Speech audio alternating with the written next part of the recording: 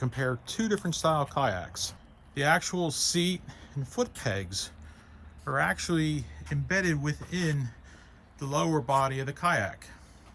Whereas when you look at your Caribbean 14, it's a traditional sit on top, where basically your seat and your feet are pretty much at the top of the actual kayak, given its name, sit on top.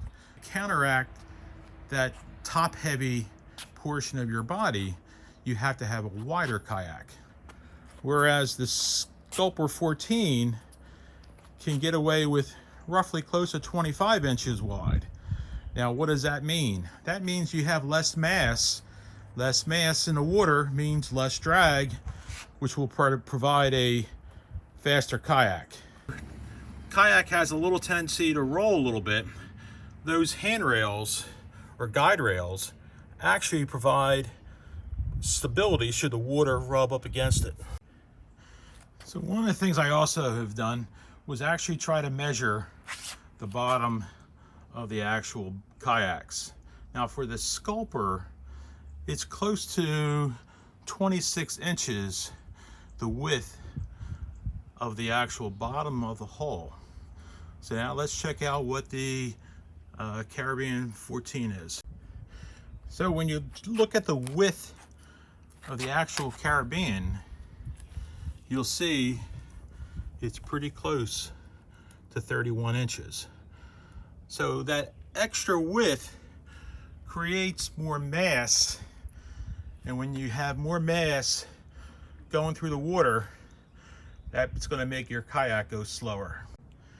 So once again, when you start looking at the Caribbean, you can easily tell that the belly of the kayak is much flatter and wider.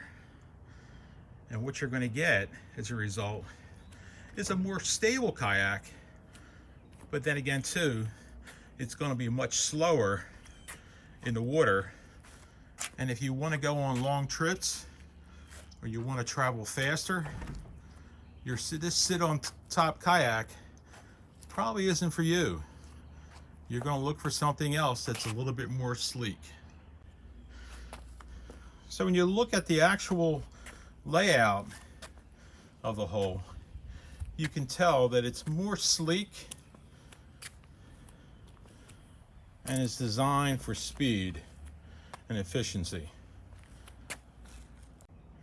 So when you look at the actual Swell 14, it actually looks like a touring kayak.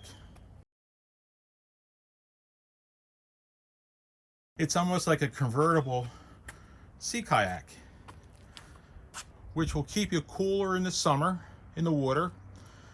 You have Scupper plugs, so that if water gets into the kayak, you can bail yourself out, something you really can't do in a sea kayak.